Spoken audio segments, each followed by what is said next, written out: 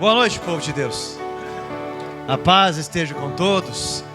Coloque a mão no seu peito assim, levante o seu semblante.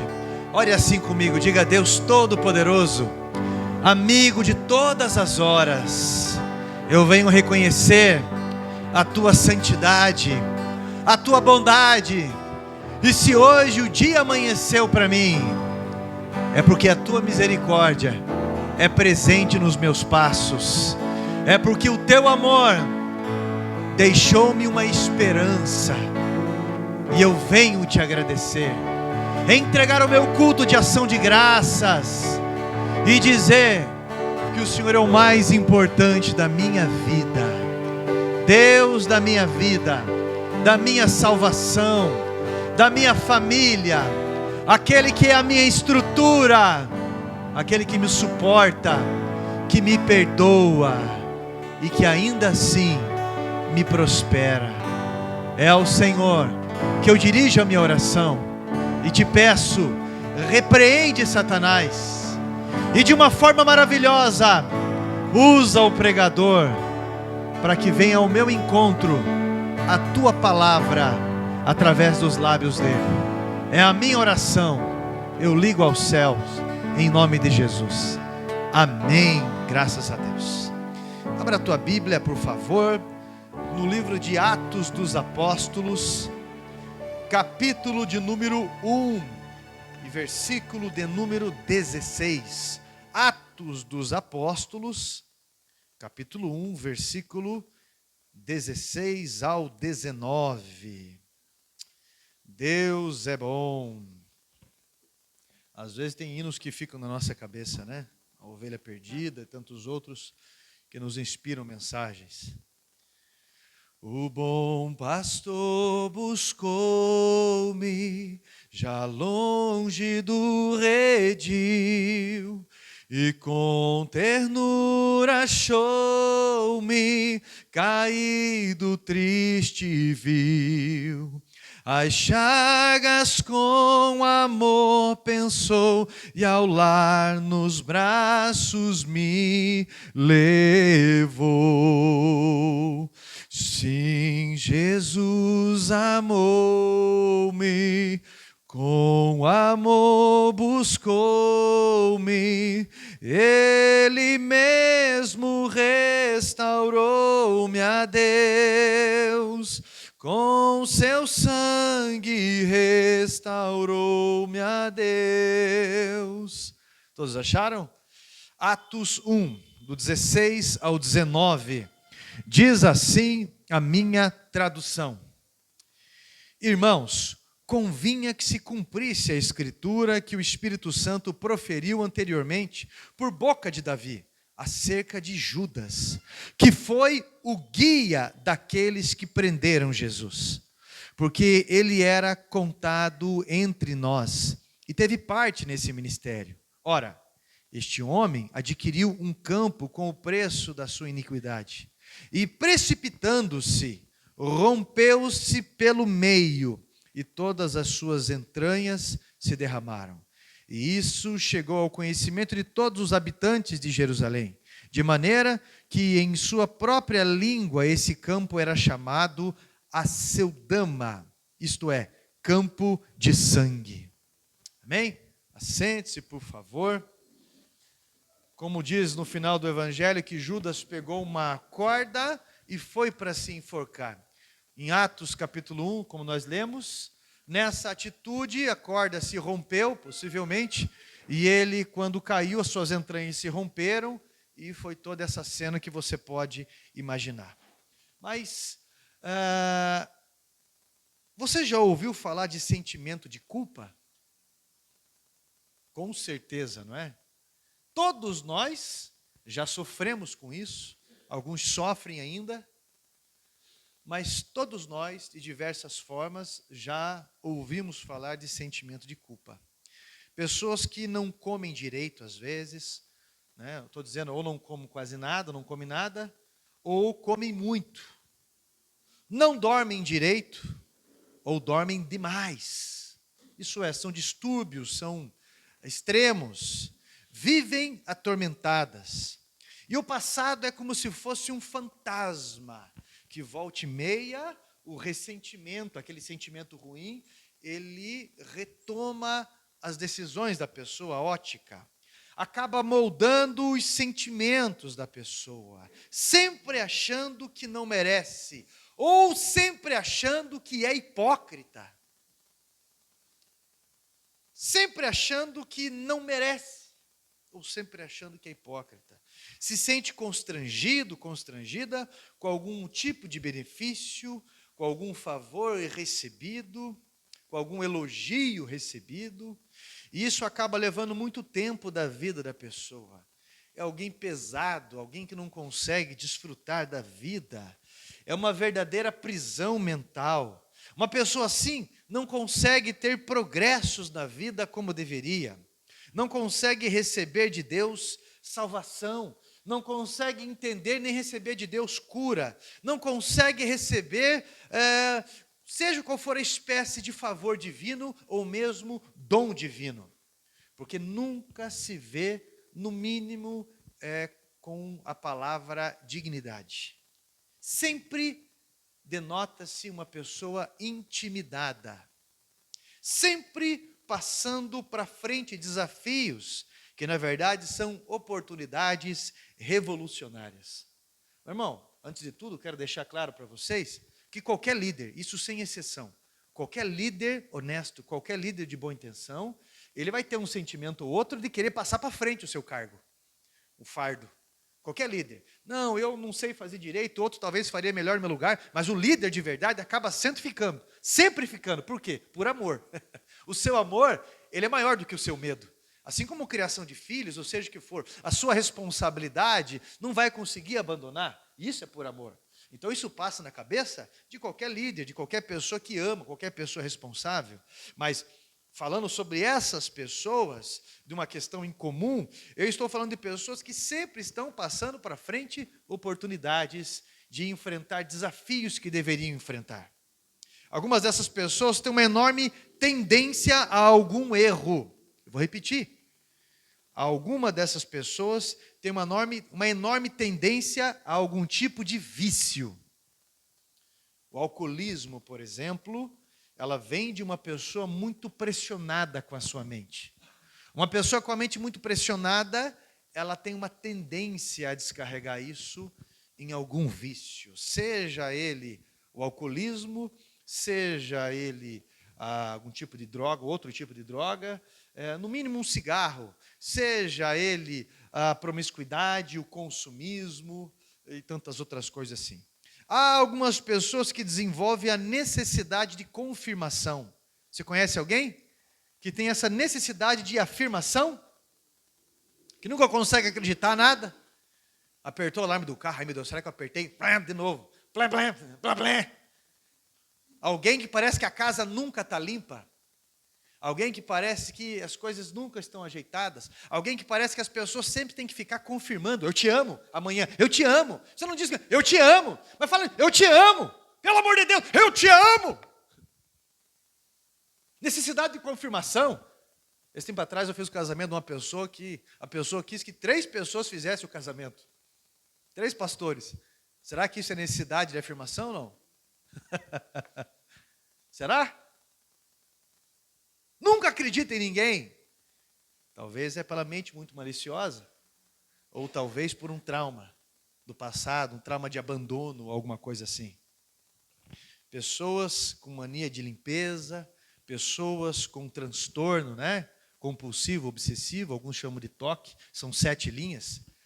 Tem aquelas pessoas que tudo tem que fazer 3 vezes, 4 vezes. Eu conheci uma pessoa, graças a Deus, Deus libertou disso, mas tudo tinha que fazer 4 vezes. Ia tomar banho, demorava uma eternidade, porque se esfregava muito, e lavar louça tinha que ser 4 vezes. Então começava a desenvolver um transtorno, isso é uma prisão mental. Neuroses com segurança. Já viu isso? A casa pode parecer uma cadeia, com câmera, com tudo ali, segurança máxima e coisa e tal, mas nunca parece que está seguro, segura. Sempre morrendo de medo, neuroses. Comportamento como se sempre fosse perder algo. Por isso a necessidade de afirmação. Sempre como se fosse perder algo. Estão armando alguma coisa para mim. É impossível. Está muita paz. E eu não sou acostumado a ficar em paz. As coisas parecem que estão tudo no lugar. Está muito silêncio. Tem alguma coisa acontecendo. E vai provocar.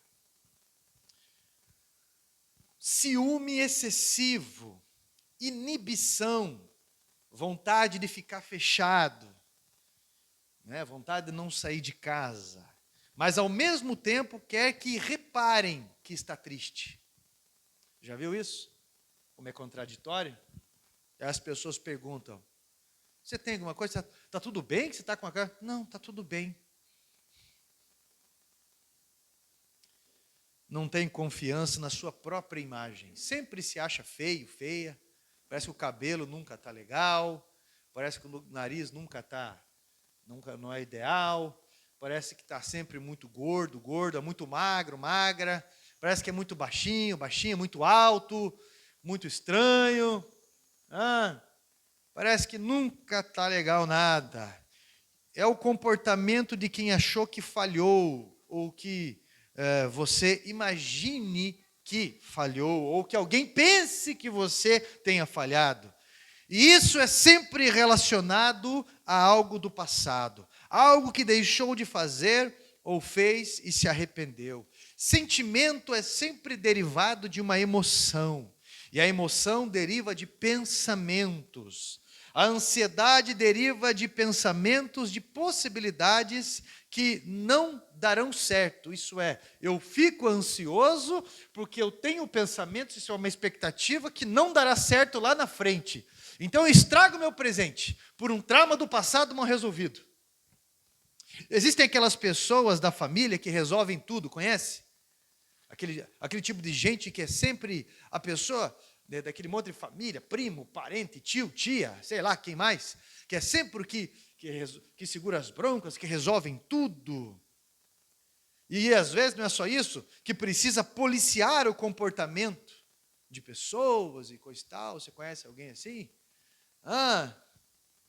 Que já tem 73 bichos dentro de casa.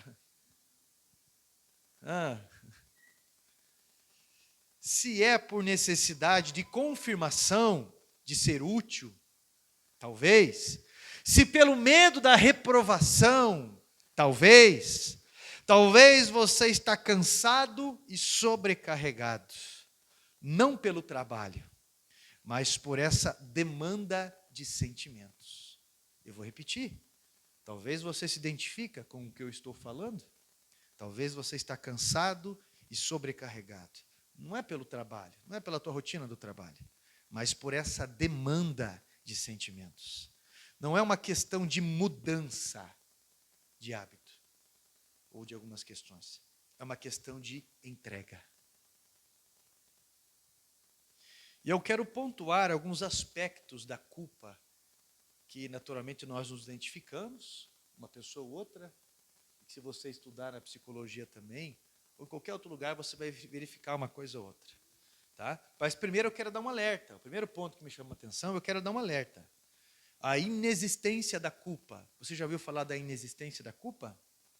Há pessoas que, por repetir as transgressões, elas vão com o tempo cauterizando o sentimento de culpa. Isso pratica e repete e pratica o erro, aí daqui a pouco essa pessoa não sente mais nada. Eu uma vez não, várias vezes, já cheguei a ouvir uma situação ou outra, mas uma história de um rapaz que chamou a atenção. Ele recebeu, que eu me lembro, foi mais ou menos R$3.000 para matar uma pessoa. E ele foi, deu alguns tiros na pessoa, a pessoa morreu.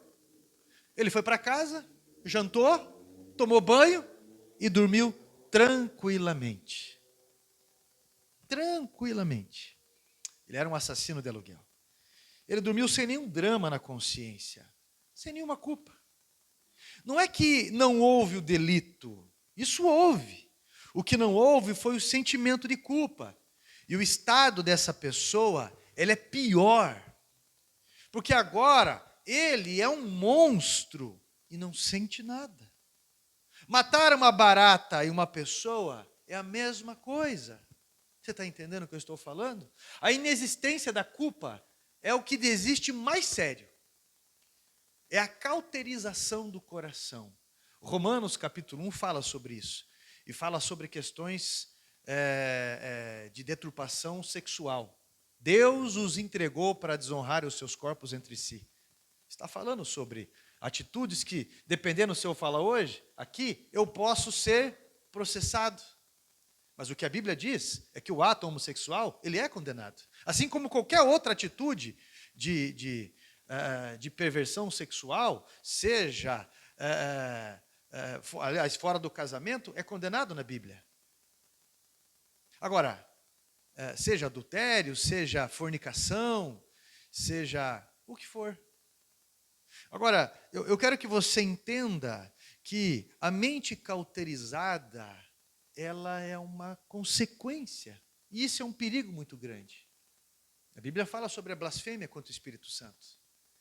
E a blasfêmia contra o Espírito Santo, imputar a Deus aquilo que não é dele, ou a constante resistência de Deus, pode levar uma mente cauterizada. E você pode se preocupar assim: pastor, será que eu já não blasfemei contra o Espírito Santo? Se você está preocupado agora, significa que você não blasfemou contra o Espírito Santo. Porque é ele que convence o homem do pecado, da justiça e do juízo. E se não há ninguém, se essa pessoa decidiu se afastar realmente de Deus, não há ninguém que o convença do pecado, da justiça e do juízo. Então, o primeiro ponto que me chama a atenção sobre a questão da culpa é a inexistência da culpa, que é muito perigoso. O segundo ponto que me chama a atenção é a culpa irreal. O que é a culpa irreal? A pessoa não cometeu o crime, a pessoa não cometeu o delito, ela não cometeu o pecado nem a transgressão, mas ela sente-se culpada, como se estivesse cometido. É muito comum isso num meio religioso legalista. Usos e costumes, onde se impõe, como os fariseus faziam na época de Jesus, um fardo pesadíssimo sobre pessoas, de tal maneira que se as pessoas fizerem determinadas coisas que o legalismo pesado proíbe, ela se sente culpada, como por exemplo cortar o cabelo, como por exemplo usar um batom. Eu já ouvi relatos, por exemplo, de mulheres que casaram e os seus maridos não eram de igreja nenhuma, eram pessoas decentes, mas não eram de igreja, e que de forma alguma elas queriam ter ato com o seu marido, porque consideravam isso, pelo esse legalismo religioso, pecado. Teve um ato que eu achei até, de uma forma desastrosa, curiosa, uma mulher com a Bíblia na mão, e falava: Senhor é Ele, não sou eu, Senhor é Ele, não sou eu. Você está entendendo o nível da escravidão mental, do sentimento de culpa, de pessoas que não conseguem aproveitar a natureza, por exemplo, de pessoas que consideram pecado coisas mais absurdas. Então, eu preciso que você entenda que coisas que Deus não vai julgar. Por isso que a Bíblia: conhecereis a verdade e ela vos libertará. Ela nos dá sabedoria. Você vai encontrar uma infinidade de pessoas que foram violentadas quando crianças e que desenvolveram um sentimento de culpa, mas não fizeram nada. Na mesma hora que é uma pessoa que desenvolve um comportamento revoltado, às vezes, um comportamento revoltoso, na mesma hora tem uma baixa estima terrível, às vezes. Então, nós precisamos entender que Jesus Cristo, Ele veio como nova referência para mim e para você, para nos libertar desse sentimento de culpa. Isso é, você não fez nada de errado. Eu lembro alguns conselhos de senhoras muito mais velhas, elas contando histórias de que os homens tentavam fazer aberrações, parentes, tios, pessoas, e uma dava conselho para a outra, né? Não fale nada, não fale nada, só fique longe, se afaste. Procure não usar roupa, entendeu? Com umas ideias desse jeito. Como se a culpa, se acontecesse alguma coisa, a culpa era dela. Você está entendendo? Então, olha o nível de algumas coisas. Daí a pessoa ainda se sente culpado. Ainda no Oriente existe disso. Principalmente em países fechados, um tanto fechados, as mulheres, como no Afeganistão, usam aquela burca, que nem os olhos delas aparecem. E por incrível que pareça, perante a lei, se a mulher for violentada, a culpa ainda é dela. E ainda me colocam o presidente do Irã, desculpe, eu esqueci o nome agora, não é primeiro-ministro, esqueci o nome da pessoa, do Irã, colocam ele como responsável dos direitos humanos em defesa da mulher. Você acha que a ONU é de Deus? Tem algum envolvimento com Deus? Você acha que a ONU... pelo amor de Deus. Eu vi essa semana a notícia, por isso que eu não lembro o nome, agora me vagou. Mas talvez a tradição familiar de algumas pessoas trazem o sentimento de culpa. Não é? Traz o sentimento de... Não, mas nós éramos acostumados, por exemplo, a seguir uma tradição religiosa, ou uma tradição mística, que se eu comer 3 uvas, se eu pular 3 ondas, se eu jogar uma rosa, ou se eu fizer isso, ou se eu passar debaixo de uma escada, se eu não desvirar um chinelo, alguma coisa ruim vai acontecer, aquela pessoa fica caminhando com aquele sentimento de culpa em si, aquela acusação, aquelas travas, incomoda todo mundo. Esse comportamento que vai escravizando, um misticismo, Deus não vai cobrar isso. Precisa se libertar pela palavra de Deus. Agora, existe o terceiro ponto, que eu quero lidar com vocês, talvez de uma forma mais específica. A culpa real. É aquela que a pessoa comete um erro, comete uma transgressão, comete um pecado, se sente culpado, e eu afirmo que é necessário essa culpa. Porque se eu cometo um erro e eu não sinto tristeza por ele, não vai existir possibilidade de arrependimento. Não vai existir confissão do erro. Não vai existir mudança de postura, de atitude. Eu tiro a vida de outra pessoa e eu me sinto feliz por isso? Está errado, não é? Eu desonro pessoas e eu me sinto bem? Está errado isso. Eu roubo alguém e eu me sinto satisfeito? Está muito errado. É necessário culpa, é necessário como se fosse uma dor, como se fosse uma identificação de uma desordem, que precisa ser prestado atenção, colocado em ordem, ajeitado. E a palavra de Deus, ela é um livro que apresenta a conclusão de comportamentos de pessoas, a conclusão de vida do comportamento de pessoas. E você que caminha com um sentimento de culpa e se identifica com algo do que foi dito aqui, eu quero lhe apresentar, no mínimo, a direção, ou o início de uma direção. Porque sentimento de culpa que não tem saída se transforma em uma prisão escura e tenebrosa. Muitas pessoas acabam tirando a própria vida porque se sentem culpadas. Os versículos que nós lemos ali falam de quem? Judas. Judas se sentiu culpado ou não? A que ponto? E algumas pessoas, esse tempo atrás eu vi uma reportagem de um rapaz que ele mandou um nudes, alguma coisa assim, no grupo da liderança da igreja dele. Alguma coisa assim. Em seguida ele tirou a própria vida. Pessoas que tiram a própria vida também por questões morais, ou seja, pelo que for. Judas foi um homem que se aprisionou pela culpa. Você já se colocou no lugar dele ou não? Um zelote, um homem que acreditava, assim como Pedro, assim como Barrabás, acreditava que Jerusalém seria reconquistado pelo poder militar. E de repente ele se junta com Jesus, está empolgado, segue Jesus, Jesus ora, tem a confirmação, Judas é escolhido como apóstolo e passa 1 ano sendo treinado como apóstolo. 3 anos ele anda com Jesus e 1 ano ele é selecionado como apóstolo. Um homem possivelmente culto, um homem que ficava com as finanças do grupo, ficava com a bolsa do dinheiro. E de repente, ele é repreendido por Jesus. De repente, ele começa a ver algumas coisas, fica ansioso com algumas coisas. Uma mulher chega e já derrama todo um azeite na cabeça dele. Ele fala, poderia ser vendido por 300 dinheiros. 300 de 1 ano de trabalho. mas ela derramou isso aí sobre a tua cabeça, podia ser vendido isso aí e dado aos pobres. E Jesus fala, olha, eu estou com vocês todos os dias, os pobres estão com vocês todos os dias. Né? E Jesus traça uma ideia, mas o próprio autor ali do Evangelho diz, ele falava isso porque é ele que ficava com o dinheiro, e ele desviava o dinheiro. Então olha onde, aconteceu como Satanás se desviou no seu comércio, é uma força de expressão isso.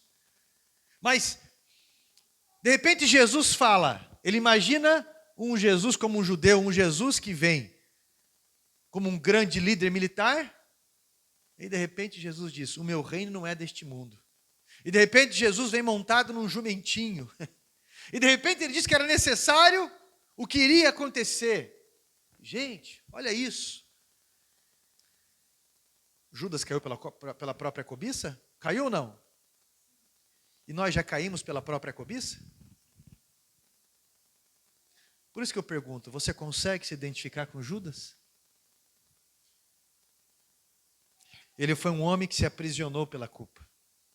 Esses tempos atrás eu vi um pregador fazendo uma pergunta para o público e ele estava muito emocionado. Eu achei muito profundo o que ele falou, muito profundo. Ele disse bem assim, se você pudesse voltar no tempo, na história de Jesus, o que você faria? E ele falou assim, eu vou falar para vocês o que eu faria. Eu procuraria Judas. Eu diria para ele assim, no momento desse, não tire a tua vida, daqui 3 dias Jesus vai ressuscitar, e ele terá misericórdia. Ele falou assim, se eu encontrar com Judas, eu vou falar, calma. E ele com certeza iria me dizer, não, eu destruí a minha vida, eu estou indo tirar ela agora, porque eu acabei com tudo. E eu iria dizer para ele, não, calma. Mas o Filho do Homem ele vai morrer, porque eu o traí. Mas se você esperar, Judas, 3 dias, o sangue que você traiu vai te salvar. Ele vai perdoar você, se você o esperar, Ele vai dar a oportunidade de você viver algo novo. Foi por isso que Ele morreu, para perdoar os traidores. Isaías capítulo 1, versículo 18, é uma profecia, 700 anos antes. Vinde, pois, e arrazoemos, diz o Senhor. Ainda que os vossos pecados sejam como a escarlata, eles se tornarão brancos como a neve. Ainda que sejam vermelhos como o carmesim, se tornarão como a lã. Isso é uma promessa de perdão. Não importa o que você tenha feito no seu passado, no momento em que você vai a Deus arrependido e confessando tudo, você é perdoado. No momento que você entrega essas acusações suas ou dos outros para Jesus, você é perdoado. Em Mateus capítulo 12, versículo 31 diz assim, o próprio Jesus está falando, todo pecado e blasfêmia serão perdoados ao homem, mas a blasfêmia contra o Espírito Santo não. Isso é, todo pecado será perdoado. Se você está procurando, se você blasfemou, como eu já disse, contra o Espírito Santo, e você está preocupado com isso realmente, e você está aqui hoje, com certeza você não blasfemou. Com certeza. Demais, eu quero que você entenda que todo pecado lhe será perdoado. Todo é todo. Isso inclui o que você imagina como o mais horrendo. O mais horrendo. Pessoas geralmente com sentimento de culpa acabam se tornando às vezes pessoas legalistas. E acabam encarando a vida como situações injustas. Às vezes a pessoa pensa assim, mas não é o que eu fiz, eu não fiz. Mas e ele vai sair impune? E ela vai sair impune? E fulano, olha o que fez. Acabam se tornando pessoas legalistas e não compreendem e nem aceitam o perdão de Deus. Acabam cauterizando a própria mente e se afugentando do perdão divino, porque não perdoam. Ou, no mínimo, sofrendo, porque ficam como Jonas. Sobem, ficam ali, passa sede, passa sono, passa tudo, fica naquele sol escaldante, esperando uma consequência, não esperando um perdão. Essa falta de amor vai consumindo a pessoa, vai causando um sentimento ruim, vai aprisionando a mente. Então você não tem nenhum direito de viver atormentado por esse peso, meu irmão e minha irmã. É simplesmente ir até Jesus e aceitar a oferta maravilhosa do perdão.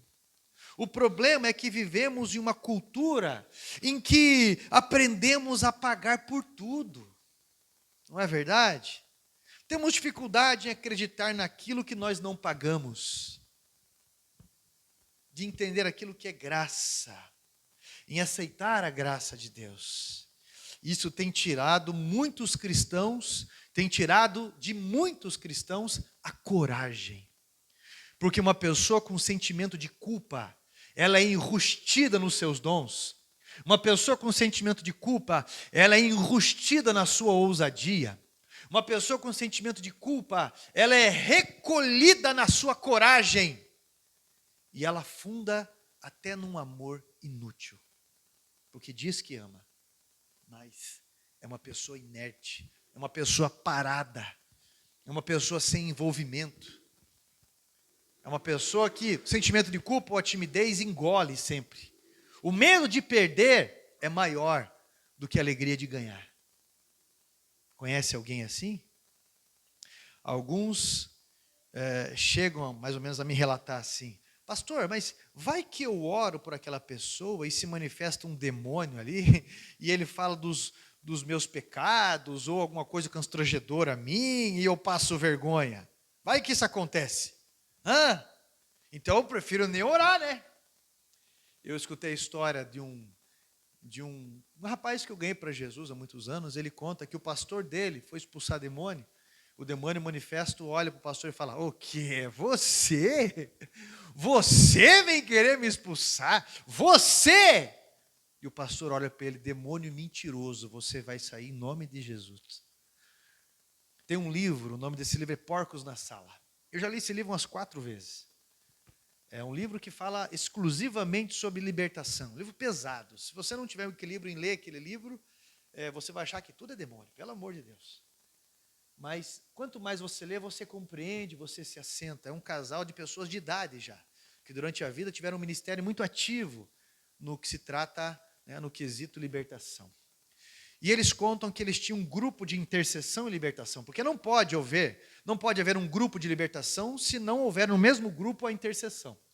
E também a unidade, porque no Salmo 133, no versículo 3, diz assim: ali o Senhor ordena a bênção, e a autoridade, inclusive.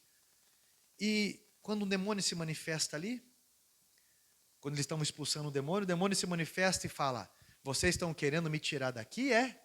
Era vários demônios numa pessoa. Vocês estão querendo me tirar daqui, é? Mas só um de vocês serve a Deus verdadeiramente. O resto está de palhaçada. Não usou essa expressão, mas disse nesse sentido. Aí cada um pensava assim: bem, eu estou sincero aqui, eu estou verdadeiro, o outro eu também. Aí um olhava para o outro. Mas quem estava dirigindo aquele grupo falou para o demônio: demônio mentiroso. Todos esses que estão aqui servem a Deus de verdade. E você vai sair em nome de Jesus. Porque o papel de Satanás é enfraquecer o corpo, é enfraquecer o casal, é enfraquecer a família com a suspeita. Um sentimento de culpa. A suspeita enfraquece. O papel de Satanás é dissimulador. Eu preciso que você entenda que muitas pessoas assim têm perdido a coragem. A coragem desafiadora de assumir um papel com Deus. A coragem de se tornarem pessoas evangelísticas. A coragem de encarar o mundo espiritual e também assumir a condição corajosa de estender o reino de Deus. Porque nós vivenciamos uma guerra. Você está entendendo o que eu estou falando? Amém? O sentimento de culpa ou de injustiça, ele vai dominando a pessoa a tal ponto que, como ela não tem coragem de tirar a própria vida, ela vai se matando aos poucos. Ou com algum vício, ou com a autocomiseração. Já ouviu falar da autocomiseração? Ai que dó de mim. Ai que dó de mim, ai que dó de mim. Sempre os discursos é de baixo para cima assim. Vocês não estão vendo como eu sofro? Olha, o pescocinho da princesa Diana. Aham, como eu sou assim, eu não consigo, eu não consigo arrumar emprego, eu não consigo casar, eu não consigo ficar bonito, bonita, eu não consigo ir para a igreja, eu não consigo. Meu irmão, você na verdade não quer aceitar a graça de Cristo que liberta. Jesus está chamando você para acreditar no Cristo que libertou e que falou um dia para Pedro: vem para fora do barco, vem ao meu encontro, vem superar um desafio. Mas e se eu afogar? E se eu cair? E se eu... Meu irmão, você acha que você vindo para Cristo, você não vai errar também? Você acha que se você descer as águas do batismo, você não vai cometer novos erros? Ou mesmo velhos, talvez? Você acha que se você vier para a igreja, você vai sair daqui, você já não vai errar? O que você pensa? Mas ninguém vai para o inferno porque errou. Vai para o inferno porque não se arrependeu e permaneceu caído. Ou porque não acreditou no perdão de Deus. Ou porque não esperou as misericórdias do Senhor, que se renovam, porque isso é bíblico. E tudo que Satanás quer fazer é deixar cristãos como Adão e Eva estavam, atrás de moitas, escondidos daquele que quer salvar, daquele que quer restaurar, daquele que ofereceu um cordeiro para cobrir as nossas vergonhas. Uma vez, Martin Lutero, ele disse ter tido um sonho. E ele conta que nesse sonho, um demônio aparece para ele com uma lista dos pecados dele.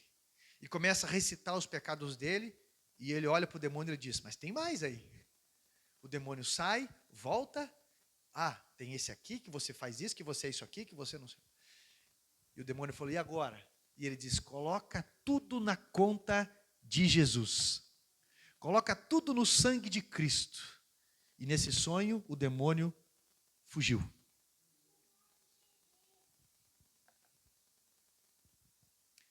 Primeira epístola de João, capítulo 1, versículo 9, diz assim: se confessarmos os nossos pecados, Ele é fiel e justo para nos perdoar e nos justificar de toda a injustiça.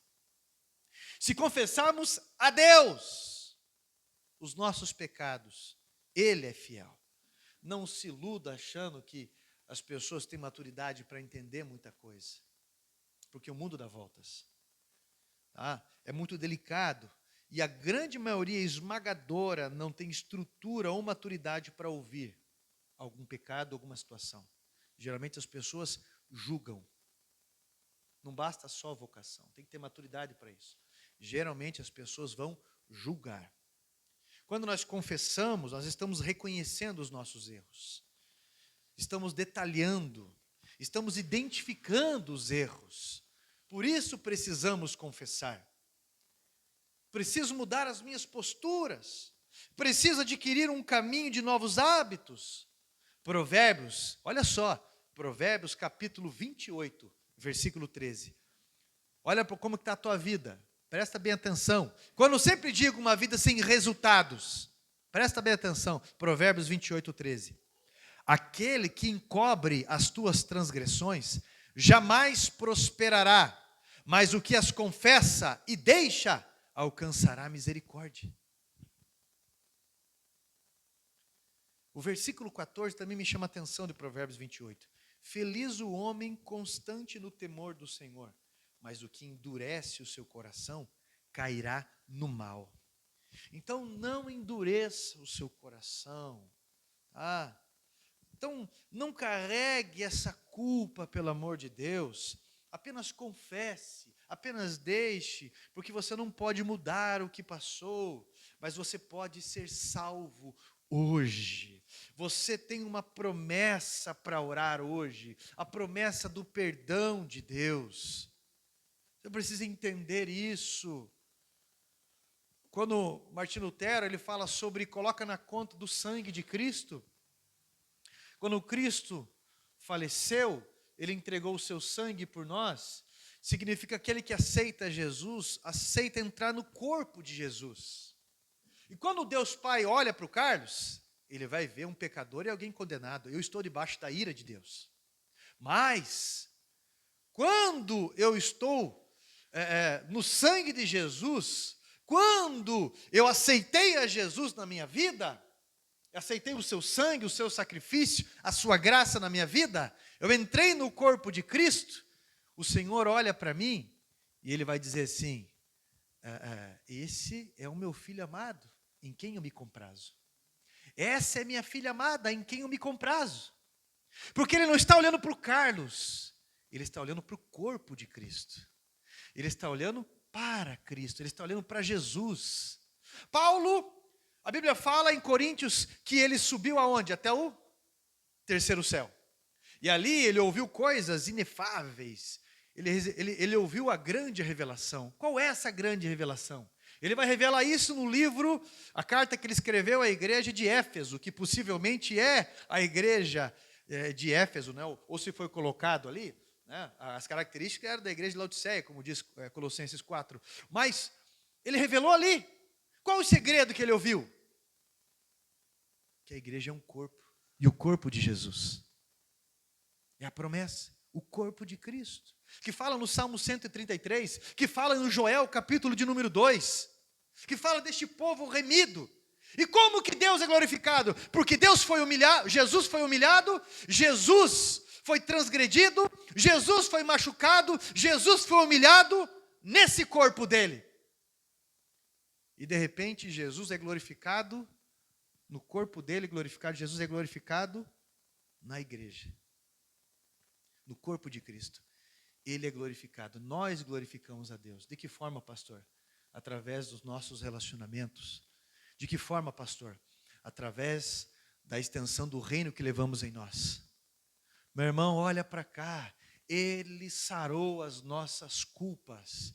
Ele remiu os nossos pecados. O sangue de Jesus tem poder suficiente para nos capacitar, para nos libertar. O sangue de Jesus nos justifica. Ele nos dá graça para orarmos, seja para quem for.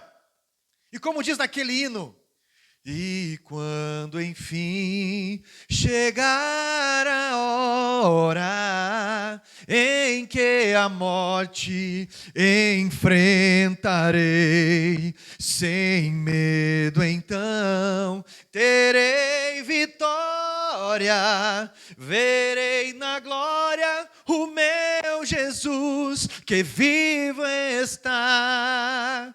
Por que você não se acha digno? Por que você acha que no dia do arrebatamento você não vai subir? Por que está com medo do julgamento? Qual que é? Por quê? Se você é remido pelo sangue de Jesus, por 15 anos, eu como pastor de igreja, mesmo como pastor de igreja, por 15 anos, sempre carregando um peso de julgamento próprio, de incapacidade. Teve um livro que eu li, Generais de Deus, que mostrou a história de vários líderes, inclusive de Aimee Semple McPherson, fundadora da Quadrangular. E a trajetória dessas pessoas, eu olhei aquilo e falei, meu Deus do céu, que eu estou me julgando imperfeito? Eu estou olhando a vida deles, estou vendo pessoas tentando, mas cheias de falhas, de erros, com a vida atrapalhada, às vezes família atrapalhada, a Aimee mesmo na situação dos casamentos, e tantos outros, tantas pessoas assim. Mas estão confiando em Deus, estão confiando na misericórdia dEle, estão de pé porque acreditam no seu perdão, não tiraram a vida, não foram se enforcar, não se precipitaram. Em vez do seu sangue estar ali, confiaram no sangue de Cristo. Você precisa se perdoar, você precisa parar de se culpar, você precisa fazer melhor hoje. Entregue este fardo para Jesus, porque a culpa sempre nos direciona aos mesmos problemas, em vez de evitá-los. Eu vou repetir, a culpa sempre nos direciona aos mesmos problemas, em vez de evitá-los. Por isso eu quero convidar você a orar comigo, e confessar aquilo que você identificou, aquilo que te prende, talvez. Eu quero que você ore essa promessa do perdão de Deus. Ore essa promessa. Deixe o erro, deixe a culpa. Eu quero que você alcance misericórdia. Você está entendendo? Amém? Vamos falar com Jesus? Você tem direito ao perdão dele, porque em Cristo tudo se fez novo. Você é uma pessoa salva, no nome de Jesus. Dobra o teu joelho, por favor, ou sentado ou de pé. Mas eu quero que você fale com Deus. Eu quero que você ore a Jesus. Amém, meus irmãos? Santo Deus, o Senhor sabe dos pontos fracos de cada pessoa. O Senhor sabe que nós, até como corpo do Senhor, não deixamos de ser pessoas falhas, errôneas em vários sentidos. Sabe que nós estamos evoluindo e que nós estamos avançando e que volta e meia, Pai, Jesus Cristo, não devemos nos apoiar nesses erros nem nada disso. Mas o Senhor conhece o coração de cada um, sabe dos medos, sabe das libertações, sabe das suspeitas. Em nome de Jesus Cristo, meu Deus, que as algemas da culpa caiam por terra agora. Que os cordões que prediam a felicidade dessa pessoa, a leveza dessa vida, caiam por terra, em nome de Jesus. Que esta tua palavra poderosa alcance o coração mais acometido de medo, o coração mais aprisionado pelo sentimento de culpa.